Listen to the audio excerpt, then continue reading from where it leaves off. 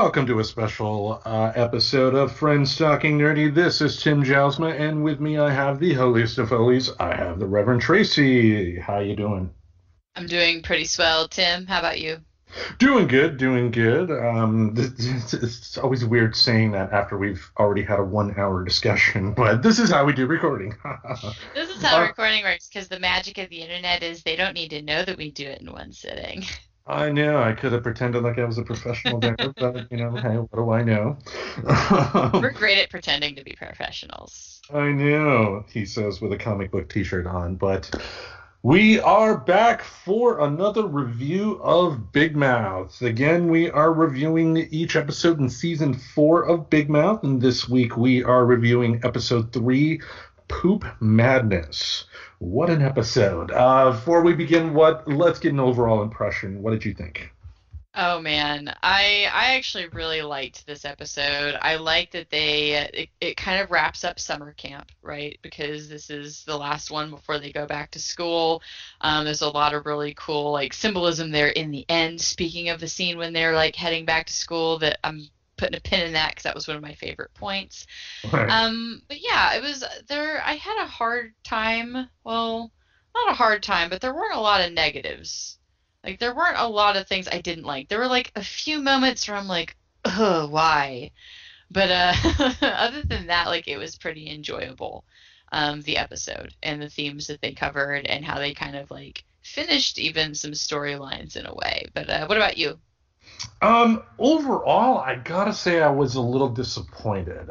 There was, as I'll point out, there was definitely some good things that were happening in this episode, but for me, it was just pacing. Especially at the end. I think it seemed like that. Not only this episode, but there are other episodes in this season that just felt like they extended scenes just for the sake of extending them, which it sounds weird, I guess, since every episode is roughly around the same amount of time. But it just, I don't know, felt longer. And maybe it was just because there was stuff happening on screen I didn't care for, like the musical number. I was really not a fan of that. And let me hiccup again. Damn. But it seems like every episode. But yeah, just overall, it didn't flow well for me. So I can't say I wasn't a huge fan. But Yeah. having said that, let's dive in. What are some positives on this episode that you saw? Yeah, so I mean, if you're gonna enjoy your last little bits of John Oliver's delightful little character, this is the episode to get it in. He has a few little lines like right there from the beginning. He even I thought it was funny later whenever he calls Nick Soup, like when the counselor isn't quite in, like they think they're cool by calling the kid the cool nickname, the camp nickname, not realizing they're calling them a mean thing. But just kind of his general obliviousness and an odd bluntness and characters that tend to break that fourth wall. So he's delightful. Enjoy him. Soak him up while he's there. I kind of did the same thing I did last time, where I kind of broke it down into the major themes, the major stories they were Storylines. talking about. And so for the storylines, like, of course, we've got Andrew's poop madness. We've got Nick's anxieto. We've got Jesse and Natalie all horned up the last night of camp. And then the last whole situation that they cover in this episode is the Jay and Lola pool party. I will not be talking about the Jay and Lola pool party and the positive parts of this episode. Just spoiler alert. I hated everything about that. But I'll go into the specifics of that later. But going first into Andrew's poop madness, like the things that I did like, I kind of liked that it started off with Andrew's confession of not taking a shit for 4 weeks and then immediately introducing the character that is seriously listed as Poop, which, if you did not know this, is voiced by Paul Giamatti. Yeah, Which I knew. it really made it better. I didn't know that the first time I saw it. I knew that like after looking into it. Actually, my partner had pointed it out, and then I was like, oh shit, Poop. The shit is Paul Giamatti. No pun and intended. and then it just made it even better. Like this short-lived character that what I think was a really really excellent another one. It's up there with the characters they create as manifestations. That's really what the hormone monster and the monstrous is. It's a manifestation character. And so they kind of did it again with the poop. You hold this shit in and it's bad, right? And then Yep. if you hold it in long enough, you'll just become a shit. But so yeah, just that whole story I liked, kind of being explained a little bit better. Andrew finally was just actually starting to be a shit to Nick, in this episode too, blaming him for the FERP situation where he like farted out of his mouth, which I thought was just nasty. But that he actually took that opportunity to just like Nick was over there minding his own business. The soup thing had already occurred. He had taken a shower and was just trying to be left alone and just get through camp. And so Andrew actually straight crossing that line and being a shit to him, like kind of was going along with that storyline really well. And then for him to immediately start doubling over in pain while he is so righteously saying that this is karma and how karma works and Nick is getting what he deserves. Which, Yeah. being a mindfulness junkie, I have extra appreciation for that moment because there are so many humans who misuse karma and misuse like some of the concepts in mindfulness, and it's really like, yeah, and the way in which they point things out, I'm like, it's really interesting that you're talking about that right now, because that's kind of what you're going through, and that's very much what you're watching happen to him. So I like that they kind of physically made it play out that way. Right. And then, like I was starting to get into earlier, I really enjoyed the explanation of shitosis or shit for brains, and how like it starts with holding in the shit. Like there's a lot of this that is very mindfulness and very like psychological. Like it's really psychological. Like it's psychology here. Like you kind of hold things in, and then you bottle it up, and how over time it will turn you into a shit. But of course, Murray handled it in a very Murray funny way of explaining it. Like I like how he does sometimes. So he got, in the little doctor's coat and did that. I thought that whole thing was really funny. Mm-hmm. The other part of that was Paul Giamatti, whenever he's the really dark part, whenever he like stabs Maury in the throat later. And all he says is, "I'm a pile of shit with nothing to lose." Like it was just unexpectedly funny. Oh my God. And then probably the best part of the Andrew's Poop Madness story is Nick, like whenever cause he has he ends up there, right? Like, cause he gets into the woods with his Anxieto attack. But you just can hear Andrew like making this awful noise in the background. He goes, "Is that the sick Triceratops from Jurassic Park?" I remember that, yeah. I was like, that's nice. Like, I like how they managed to slide in some of those jokes. That there's no way, like, a kid of that age, like, because, again, these kids are kids now, supposedly, right? Like, they've got cell phones. These aren't kids when we were kids. So it's really funny when every now and then, these kids make references that are obviously for us. Well, I mean, you could argue the Jurassic Park thing would, maybe he was referencing Jurassic World too. So I think that one I think they can get away with. I think it wouldn't be out of the realm of possibility for a kid to like that movie. It's not like, a kid a modern kid today talking about loving the French Connection or something. Yeah, true. Yeah. They do that every now and then though, and maybe I'll try to point out if there's another one. It's like, oh yeah, that's definitely like that's an 80s or 90s kids joke, like. Yeah, or like in previous seasons with the Italian Stallion. Yeah, there we go. See, like, oh yeah, like Sylvester Stallone. Come on. Yeah. But who, like, he's not even. I don't think he is really relevant anymore. I think he was in some movie. Where they like pulled some old actors and like dusted them off or something. But I don't know how relevant Stallone is. No, he's done some stuff. He's still active, of course, with the Creed movies, with Michael B. Jordan playing Apollo Creed's son. Rocky Balboa is still a character in that, but Stallone is nowhere near what he was in the 80s or even 90s. Gotcha. Yeah. Did you want me to keep going? Because I've got positives about the other two main storylines too, but I don't want to. Yeah, no, but go through all the good. Okay, cool. So that was all I really had for that one. I did also like, I guess, for the Poop Madness story, I like that they kind of got to come together, like literally dealing with their shit there, like in the wilderness, and that's what got him to like pass the poop and literally get the shit out of his system. Yeah. I did. I really did. I dug the symbolism behind the shit monster, the poop madness thing. That part I'll go into later because I agreed with you, your comment on the song. I thought the poop madness part of it was kind of dumb, but overall, I think that whole internalizing shit, like, very good message. And if you didn't see it that way the first time, maybe go give it a rewatch and understand, like, maybe that was more of the message there than the grossness of holding in a poop. Like, it really is about, like, don't hold shit in like that, and holding in anger is like bad. And they nailed it. You know, I thought they did well with that. It's kind of up there with Depression Kitty, but I did think it was funny because there's a wiki, whatever, for Big Mouth, and I went to go look up the poop character while I was trying to make sure it was Paul Giamatti, and they said that the character's deceased. So I guess like he's dead now.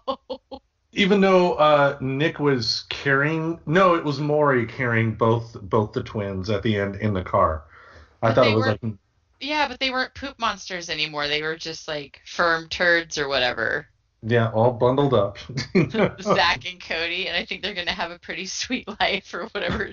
Yeah, That was a show or something. I knew there was a joke there, and I was like, it sounded familiar, but that one was not for me. it was a Disney Um, Channel show, I think. oh, okay. Yeah. It's not like exactly like it was beyond my time of Disney, but yeah. So the next main storyline, which also kind of intersects, you know, with Andrew there, is Nick's Anxieto. And I love the Anxieto in Nick's ear while he was writing jokes. Like that strikes a chord on a personal level. Just even without like all of the hate going on without camp. That's incredibly stressful to do, like writing any material to go give in front of anybody. Like public speaking is hard. And it's funny, like being somebody who's done stand-up comedy, and I've got friends who are in stand-up comedy. Like I think that episode probably like triggered some of my stand-up friends. Like, what do you mean it goes away? Like I still have an anxiety every time I'm writing sets. And I think most comedians will tell you, because you know that's the whole thing they're doing with him, is that he was writing comedy to do like a comedy bit at the talent show, and Mhm. like most comedians I think will tell you there's still anxiety and nervousness that happens. Like I blacked out the first time I ever did stand up on a stage. Like I couldn't tell you what anybody was doing. I actually had just blacked out and just like rolled through what I had practiced in front of a mirror the first time I ever did it. So Wow. yeah, like that was a very, very cool thing to kind of see. It's like, yeah, see, that happens, and that never goes away if you do comedy, which is funny since they've like often made the joke that Nick's going to be the king of comedy, Yeah. and he's got these anxietos, and he's like, it makes it funnier, I guess, to me on that level of what he's signing up for. Um, Doing comedy, because like you get that little bit of anxiety every, like, for the most part, whenever you do public speaking. Most people who do public speaking will admit that they still get some anxiety. But I also thought Maria Bamford, oh god, just again, her as the Anxieto was such dead on casting, so great. Her Mm. voice was perfect. In his ear on his way to do his set of make eye contact, strut, connect with the ladies. Like all Yeah. of the bad advice, like just don't do that for stand up. Like again, because like I've done like a workshop and hung out with like people like while they're workshopping jokes. There's actually a really cool one that was here in Portland, and it went away before COVID. It actually stopped because the person who was running it moved, and but it was called like I think it was Curious Comedy was the name of Right. that one. But they would actually sit around and troubleshoot jokes together, and it's great because you'd hear like basically the opposite of that advice like I heard in that situation. It's like don't do that. The make eye contact. But yeah, and then I also thought with his Anxieto story, the anxiety attack, like later when he is getting so worked up and then he starts running into the woods and Jesse tries to stop him. At that point, he is just so inconsolable. He's just on attack, because something that I think a lot of people misunderstand when somebody is actually having an anxiety attack is that tendency to lash out. Like, it doesn't mean don't try to help by any means. Just don't necessarily take it personally if somebody lashes out. Right. Because yeah, he felt like you feel like you're in a corner, being somebody who's had one before. And I don't know, Tim, if that's something you would talk to or talk about. Yeah, you feel cornered. You're not physically cornered, you just feel cornered, and you need to get that person, for lack of better terms, the fuck away from you. And he did that. Ouch, he tore her down, and then he still ran into the woods where his anxiety attack got worse. Yeah. Yeah, So, I've mentioned on the show plenty of times that I deal with anxiety issues, and I know like my last years at Apple were definitely quite interesting with the amount of anxiety attacks I dealt with on a daily basis, But anyway, yeah, I definitely concur with you there. His anxiety attack really, really struck home with me. Let's put it that way. yeah, very familiar territory. I wasn't a lash out type. I was a shutdown type, but I've known some lash out type. Yeah, I can definitely say most of the time I am. If it's pretty severe, I am the lash out type, and not anything I like, but is what it is, I guess. So Yeah. yeah, And then the last thing that I'm going to talk about for positives on the show was I still love the Jesse and Natalie friendship. I think that has been a cool one. The main theme kind of, though, being around the horned up final night of camp. Not my favorite as far as how the story played out, but as far as how Seth was interacting with Natalie at the beginning, I thought that was really cute and awkward, because you've gone through knowing Natalie, has a dead name that is gone now. And then it was interesting to kind of see how everybody kind of treats her as a totally different human.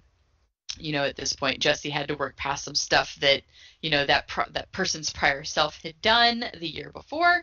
But it seems that Natalie is now just Natalie and is this person, right? right. So Seth is being cute and flirting with Natalie, and I love that they pointed out the stupid doing pull-ups on a tree because yes, yes, that is how boys like flirted. They also kind of did that with Andrew in a prior season where he tried to jump up and hit like the door jam or something, and then he fell and he like hurt himself. Like the Yeah. weird ways that boys would try to show like prowess. Like yeah, it was so him over there trying to do like pull-ups on the tree limb. It's like that's his weird way of flirting. Um, but even the gross bird talk, like the excuses the kids make, to go be alone, right? Like, let's go look at this nasty bloated bird. Like, look, when I poke its butthole, it whistles. But the whole situation being like, that innocence because I don't know, like I went and hung around like kids and barns and animals, so there's a lot of like, hey, let's go check out this dead squirrel, and then it's really just kids going around the corner to make out. So I thought it was funny that kind of the little bit of camp got thrown in there. um but yeah, and then he does what he does. He gets scared of what others would think, and for some reason, given it was the last night of camp anyway, and as Jesse had pointed out, like, who cares what anybody thinks? We're all going home. So that's where I think it takes that line of like, yeah, I mean, I think it was good that they showed this playing out that way. I'm not saying they depicted the best character in this situation, but to also give some compassion as to what happens when kids are at this age is that being into anything different is bad. Right. And I didn't think like I know the girls were hating on him, right? Because they're in the moment. So they're above like what school does to you and the pressure, the peer pressure, right? Because they're in Right. it. Because I remember thinking I was above all the peer pressure, and then I left high school. I was like, oh, buddy, was I in deep? Because when you're in it, it's hard to see. So I love that they kind of have that going on too, where they're really kind of they're mad, right? They're, kind of calling him names and calling him, transphobic and things like that. But really, I don't know. I didn't take it that way. I took it more of that being scared of being into anything different at all. Like I saw kids get just as wrapped around the axle, like not liking a specific band or liking. Oh my God, like whenever I was a kid, if you liked like NSYNC or something really lame, you know what I mean? Like that same level of anxiety, because that's just how it is with kids in the weird classism game that happens there. But yeah, and then he still was thinking about her in the end, which I also thought kind of sweetly brought back like he didn't hate her, like it didn't have that stink of it. He did genuinely like her. It was just that fear of liking somebody viewed as different by other people. Yeah. And that was like kind of the thing that hit home about that story is like, oh man, see, he doesn't want to be an asshole, but you know there's that pressure and he's a kid. This isn't a story about like a grown guy in college. Like don't forget the whole point of this is the awkwardness of kids dealing with this. So I just don't want that to get forgotten because it's adults writing about characters, that the point was it's kids going through stuff. Right. But yeah, I think that's pretty much it. And then the only awesome, like I think the top awesome thing is at the very end when they go off into eighth grade and they're all on the bus and they're talking about the symbolism of leaving camp and going into eighth grade like all refreshed and ready, and you know the boys are friends again and Jessie's ready to deal with whatever the city's gonna bring her, and just the swarm of Angzitos just following them behind the bus and just the symbolism behind that. That to me I think was the best part of the episode. It's like, oh hell yeah, because they're going into eighth grade. Shit's about to get real. Yep. Well, I will go through what I thought was positive. To start off, I did like how they portrayed the relationship with Seth and Natalie. To me, it was presented honestly, showing just how bad Seth's actions were without making him out to be a villain. His character is there for the audience to reflect on their own biases. And also to your point, too, and I think I mentioned it with the Lola and Jay situation. There is a lot of political maneuvering when you're at that age, because yeah, you don't want to be different for anything, and it's like, I've seen stuff too, like you have like an unpopular kid, and you will have somebody like say to a popular girl, "Oh, why don't you go out with him?" And then the girl, goes nuts or whatever. I wouldn't go out with it's there's political maneuvering in a lot of stuff, and they did a really good job there. To your point, I did like Seth's attempt to impress Natalie by jumping up to the tree branch. Most guys have a story of doing that. Oh, it really makes you want to ask a story. Oh, I don't have one off the top of my head. I've probably intentionally forgot for. Oh, Well, I know that it wasn't something like this necessarily, but I do know like the first girl I was in fifth grade. Her name was Michelle. She was in fourth grade, so a young lady. And Tim likes some young folks. Younger. Yeah. That's right. That's what makes it not creepy. You can you can like them younger. You just can't like them young. There we go. Yeah, but no. The first girl I ever had the courage to speak to, and probably the last one for a while, after that age. But, she ended up having to leave. Her parents became missionaries and went to Papua New Guinea. And I remember, writing her this card and everything. And I, wrote her name in, big letters on the envelope. And then from Tim on the back in big, huge letters. And then me... she saw me hand the card to the teacher because the teacher was in a doorway, and I handed the card. But I was like, "Don't tell her I sent this." But my name's in big bold crayon on the envelope, So that was my moment there. What else do I have? I love some of the lines, those, when Jay said those strong little hooves, and Lola's like, they're like that one genre of Tostitos because they're good for scooping. Lola's, it sounds like you were not a fan of her storyline in this episode, but just some of her lines are amazing.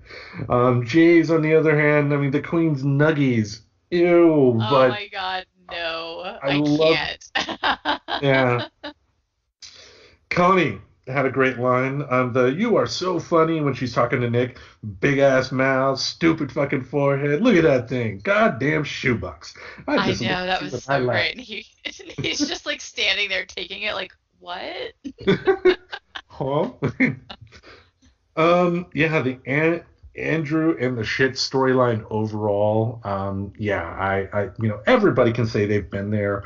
But that definitely hit home for me too. Just that especially that scene that you mentioned where he let out the FERP, but then he kind of took his anger and kind of forgot the word for it, but kind of projected that anger onto Yeah. Nick I was to. gonna say it was also a clear deflection, yeah, like but projection deflection either way. Yeah, yeah, and but he was using that as an excuse to be angry at them again. And I know I've done that in the past when I've been upset at people, and just everything becomes that other person's fault. And it's just like I've been there, and they did a really, really, really good job of showcasing that. And yeah, I mean, for what you mentioned, the whole illustration of it being actual shit inside of you that you need to expel, in a lot of ways is kind of true. Not physically, of course, but it is true that keeping that anger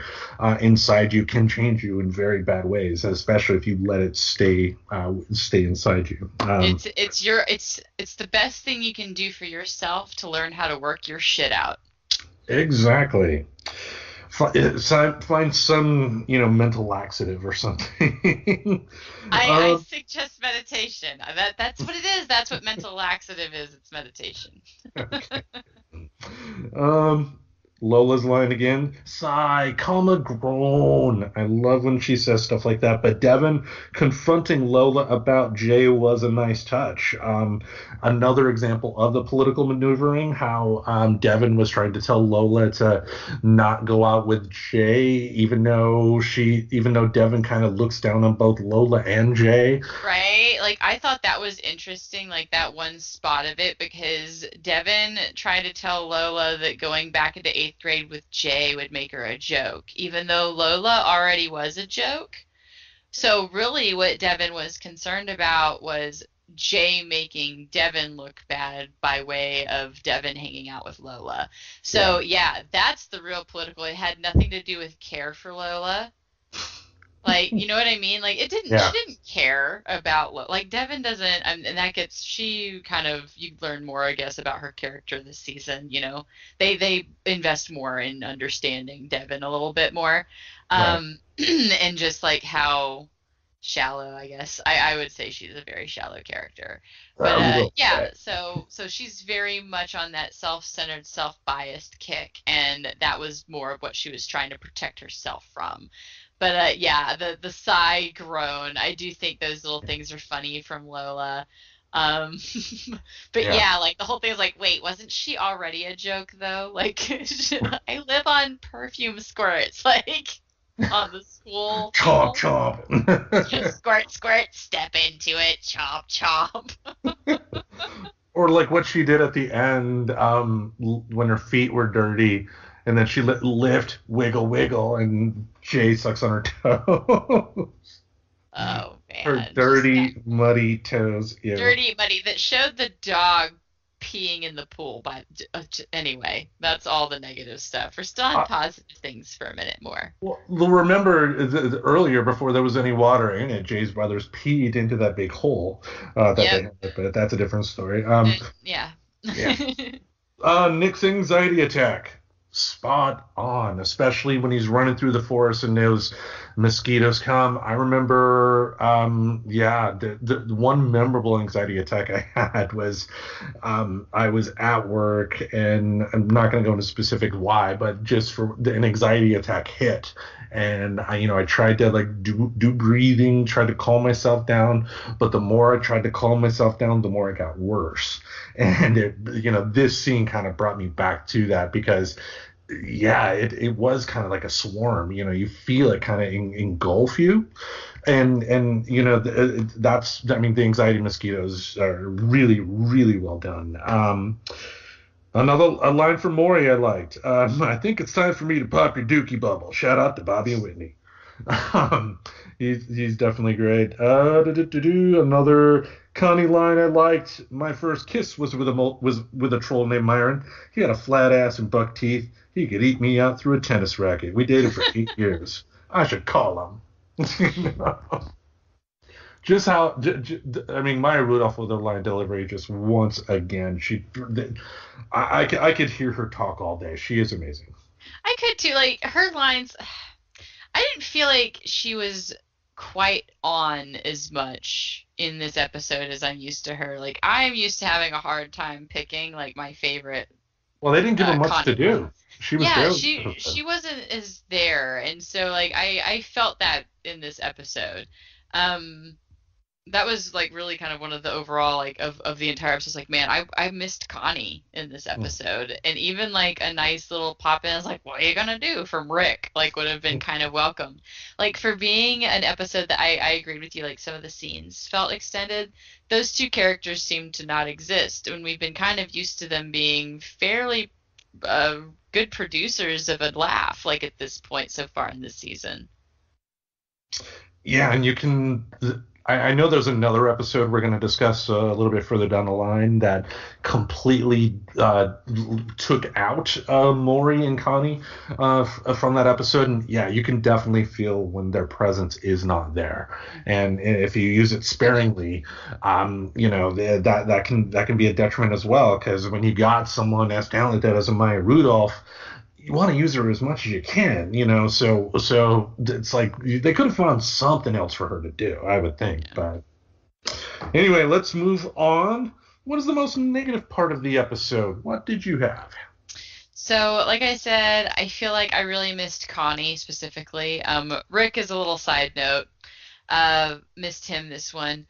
Overall, the Jay and Lola pool party thing. And I think what it is I've accidentally ruined these characters for myself because they've just gotten to a point where they're just gross to me. But then you get into the fact that they're both clearly from not good home situations, so the story has just gotten super unenjoyable. Like, Right. even when they were tearing down, they were talking about, it was the Devons, actually. They were both talking about Jay. And she was saying that he's, like, actually a goblin, and he was saying that that kid is like weirder than weird. And then you come into a psychology background and you realize a lot of these ways that these two children are like acting out in very bizarre ways are very much indicative of like neglect and maybe abusive households. So it Maybe. kind of goes back to, yeah, like I want them to address this. I hope they do at some point. I might come back to these episodes later in life, like if they do like some big payout where they talk about this or deal with it. Um, I might come back and have a later appreciation for these episodes, but right now, until it's addressed, I don't know. I'm a little bit leery of liking them too much. The other thing is, I don't know, Coach Steve, I feel like I'm kind of over for the most part. DJ Pinto is back at you with his awkward pepperoni nipples.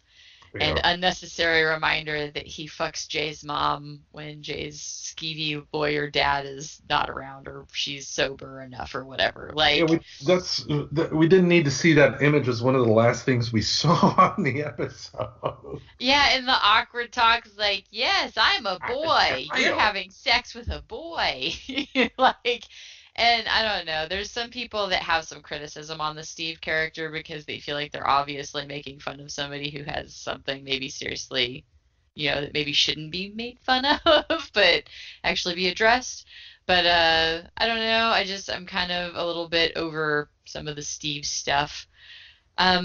So that whole storyline, maybe that was where it dragged. See, they could have cut that out, and then it would have been a great little concise little show, like episode. No, Yeah, no. I It there yeah. are some funny lines from Lola, to be fair. Um, and the whole the going back and forth from what they were seeing, and then whenever like Jay like saw reality, and Lola's like trying to fight the lasagna off of the dog's back. Chomp chomp. Chomp chomp, give me my lasagna. But anywho, so other storylines, Andrew's poop madness. The song, while funny, it just felt forced in there for me. Um, it didn't. I usually appreciate their songs, like as out of place as their songs can be because they're not a musical show, so it's kind of fun for them just to stick them in randomly. This felt random even for their randomness. Yeah. Uh, I didn't like it as much. I didn't. But maybe it was just the visuals of singing buttholes and shaped turds like llamas and stuff that just didn't grab me. Right. But you just could say it's not my cup of poop. But also the poop madness thing, like treating him finally having this epic shit, like he was giving like the magic of birth with like the light shining and the animals showing up, like that was totally that lost me. I don't know. I didn't really think it didn't add a lot of comedic value to me. And like, why would Nick take off his shirt and wrap it up? Because that obviously was implied not to be like a fantasy thing. Like he did that. That was a choice he made. And because the kids are like poops or yeah, soups holding Gloverman's poop, and then they became soup and poop. But so that Oh was boy. the only kind of redeemable part of that point was the soup and poop thing was funny. Um, but yeah, making it like the magic of childbirth, just nah. Nick's Anxieto. The only thing about that storyline that made me cringe was him moving on to singing at the talent show. Just, oh no, just everything about that was painful to watch. I mean, not necessarily that I was against it happening in the shows. This might not be necessarily like a negative of the show. Just like it made me cringe, but almost in a good way, right? Because you rationalize pivoting. If your planned performance doesn't work, the temptation is to pivot, and that's not always a good idea. And this was a But perfect example. and that's the thing too. I would think that at any camp, even the most oblivious of counselors would see that if a kid's getting booed, that would be the time to take him off. It's like Showtime at the Apollo. They're not going to let somebody on stage that's getting booed stay on there. They're going to get them off. Yeah. But, you'd also be surprised at how often your school counselors are like, okay, cool, well, the talent show's going on, so we can be around here for the next 30 minutes and not be paying attention to what's going on. Yeah, who brought that special drink? Yeah, it just depends. But this also goes into some of my arguments against like public school and some of those things. But anyway, Yeah. whenever you got a bunch of people that don't actually care about the kids, just saying. So that was just like a painful thing. And then the only other negatives I had on it was Jesse talking about fingering milk. Ugh, just ew, gross. And the Yeah. bird popping on Seth. I Yeah. couldn't just I don't know. It seemed unnecessary and gross, but at the same time, the line was like, "It does not smell what you'd expect it like," or something like that. Like right after it happened was really funny. Um, just like it just seemed like unnecessary to happen at the moment, so I'd wound up taking a note on it. But so yeah, I guess that's really it for the negatives. Like I said, overall, I liked the episode. For me, the big winner of it all was the symbolism behind holding shit in. I thought that was a good payout enough to make the episode worth a watch. Agreed.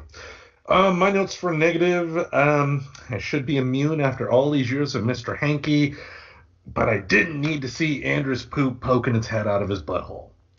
Um, yeah, I don't know of another way they could have gone around it, but it did not work for me. The Berman gag, the character Nick was going to make jokes about at the talent show, but didn't, Ugh. just didn't make any sense because even if Nick was kind of a social pariah at that point, someone crying because they lost a parent would be common knowledge, I mean, especially if the kid's parents is making him stay there. So it just didn't make any sense for Nick not to know something that big. It did not make sense. Jay and Lola's party. Why did they have a party?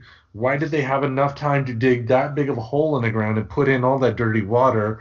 And why did the producers think any kid would stay and also try to jump in the pool too? They implied that like the Devons were diving into the pool even though they were ridiculing it.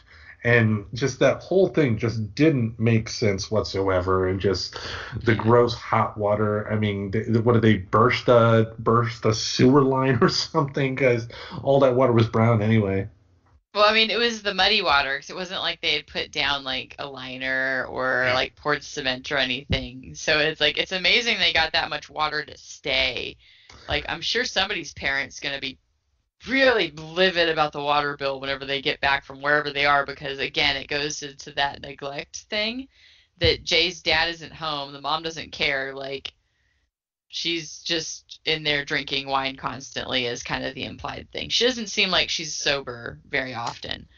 No. Um but yeah, so it's just they've got this muddy pit that the brothers have peed into, the dog peed into. Let's be real, Jay and Lola probably peed into it too. Like, Jay, and yeah, Jay, and then Jay for sure. Me, I don't know about Lola necessarily, but that also wouldn't shock it me. wouldn't, it wouldn't. But yeah, like bleh, everything about that, I didn't like it. Yeah, just that was that was just a little too much. The pacing at the end of the episode for me was off. The scenes felt long, which was due to the characters not really doing much. It felt like that while there was good stuff like with Nick and the anxiety mosquitoes, it did feel like they kind of extended that just for the sake of doing that. It didn't, I don't know. It felt like they extended some scenes just to extend them, just to fill out the episode, and it didn't feel like it fit in, which killed the pacing. I didn't need the Nick and Andrew birth of a poop sequence. That was just. Okay, see, I'm glad somebody had my back on that because I was like, am I just being like snooty about like pregnancy, or is this just like a really dumb thing to equate this to pregnancy? Because I really think equating pregnancy to a large poop is kind of like I mean, no. I mean, that's a take on an old Bill Hicks joke. I mean, Bill Hicks used to say that, there is no birth, miracle of childbirth. There's it's no more of a miracle than taking a dump, but on the flip side, there is a difference though. And it just, uh, obviously the poop needed to go. I mean, and there should have been something showing not showing per se, but figuratively, not literally, the poop going away. Yes. But I don't know. It didn't work for me. It's again to your point too, the whole swaddling the big poop. That wouldn't happen. That wouldn't happen. That was just done for the gag, and if you're just doing it for the gag, that it may be a quick and easy laugh, but it's not a good laugh. Yeah. And finally, fuck Milk. He was pointless. I'm glad he's gone, and just I hate him, and I I He hate was that. the weird character. Like I guess he served the purpose of the that weird kid at camp. But I don't know. I kind of don't like that whole stereotyping the whole the weird kid thing. I've got Yeah, like my own the personal kid thing with the against weird. glasses. Yeah. Yeah, the kid with the glasses that was the weird kid or whatever. Like I yeah, I just overall I don't think Milk ever had a good payout or a good purpose. I think they could have had the entire 3 episodes without Milk and they would have been just as fine. Yeah, I mean, because he was on screen no more than a couple of minutes at a time for each episode. So yeah, I mean, if you take out the milk bit for every episode, you're not missing much at all. We can go milkless here. Yep. This show needs to be lactose intolerant. Basically, just don't ever bring Milk back. Please don't let him transfer to some school and be like, no, no, no, no. Yeah, that's Not a pleasant character. season five, the return of milk. The whole season will be the whole milk episode. That'll be the spin-off, Milk. Oh God, no. No. All right.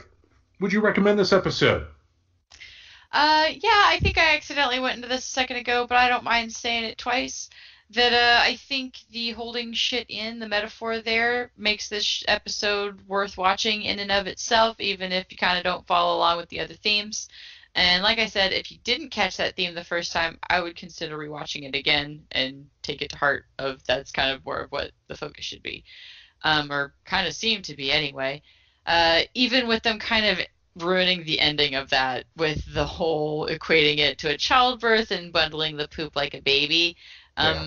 Pretty much everything up to that point about that storyline, I pretty much dig.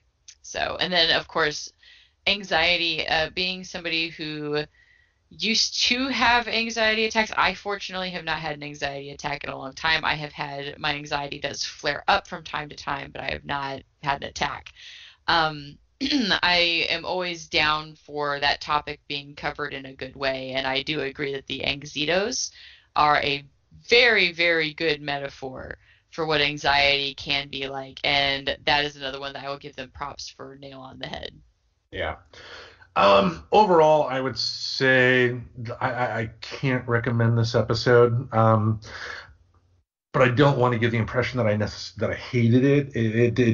It's I have to pass on it, but it's a very minor pass, because there are some great elements to this episode, especially the Nick and Andrew storyline resolution before they get back into school. But to me, just the negatives stick out a lot more, and the big negative of just a lot of the scenes feeling like filler and not actual part of the whole organic storyline just kind of took me out. And maybe that's part of why I was taken out of the poop childbirth scene, because that wouldn't happen. That was just done for a quick little visual gag.